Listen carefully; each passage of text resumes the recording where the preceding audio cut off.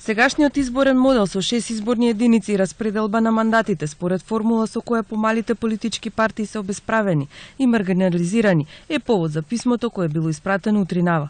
Од партиите се децидни дека доколку се воведе само една изборна единица, помалите партии ќе може да добијат повеќе шанси за пратеници, а граѓаните поголем избор. Онаа политичка партија што ќе биде против овој модел е против демократските процеси во државата и тоа укажува дека победата издействува подпирајќи се на поголем број на помали политички партии. Ќе има поголем легитимитет и граѓанскиот глас и ветувањето на партиите и понатаму активизмот на партиите во парламентот ќе биде многу повидлив, поконкретен, потранспарентен. Ќе се знае кој за што се залагал, кој што прави. Сепак четирите најголеми партии не се расположени за ваква распределба на гласовите.